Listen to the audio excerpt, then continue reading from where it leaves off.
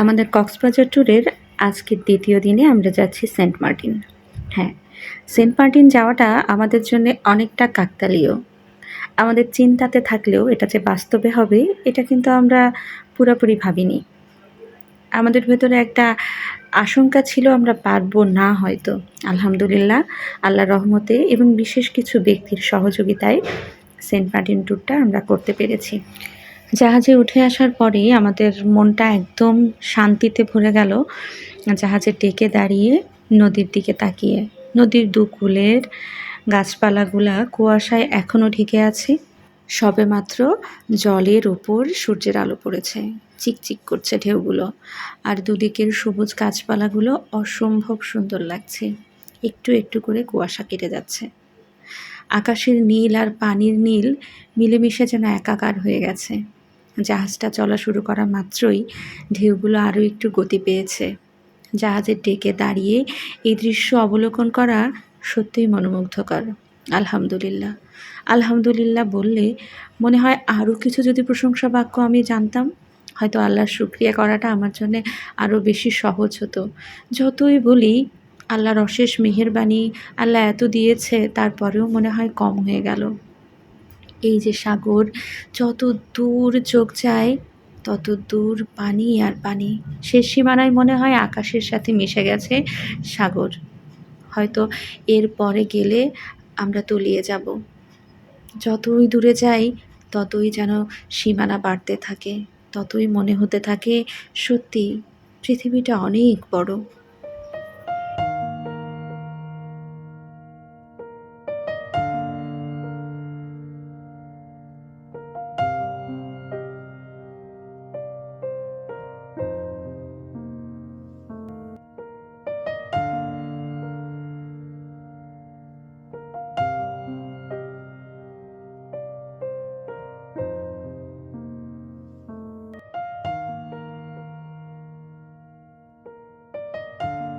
এই অপূর্ব প্রাকৃতিক দৃশ্য দেখে মনটা সত্যিই ভরে গেছে।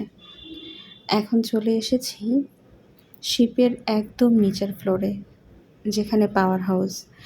এই শিপটা এতগুলা মানুষ নিয়ে চলছে, কোথা থেকে এর শক্তি আসছে আর কোথায় বা এর ইঞ্জিন, এটা দেখার স্বাদ জাগলো আমার।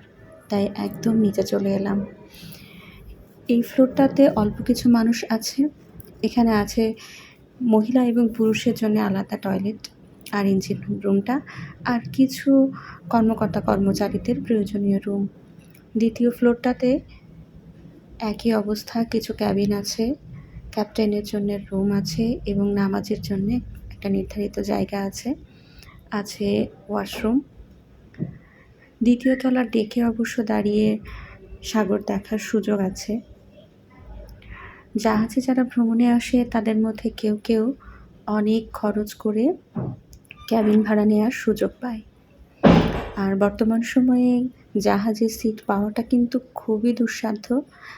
টিকিট পাওয়াই যাচ্ছে না, আর প্রিভিয়াস বুকিংয়ের একটা বিষয় তো আছেই।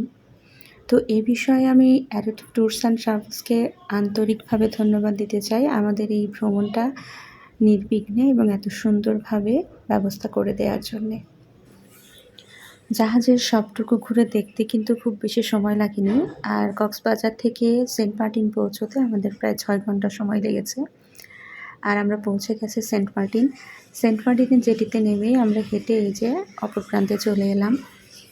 এখান থেকে আমাদের হোটেলটা খুব বেশি দূরে ছিল না। সেন্ট মার্টিনে এটা আমার দ্বিতীয় অভিজ্ঞতা ভ্রমণের। এর আগে আমি যখন এসেছি সেটা অনেক বছর আগে, প্রায় 8 থেকে 10 বছর আগের কথা। যেটি পার হয়ে রাস্তার দুপাশের রেস্টুরেন্টগুলোতে তাকালেই দেখা যাবে শুধু মাছ আর মাছ। এখানে যেন মাছের মেলা বসেছে, সব জায়গায় মাছ সাজিয়ে রাখা হয়েছে। ক্রেতার পছন্দ মতো মাছ এখানে ভেজে দেওয়া হয়।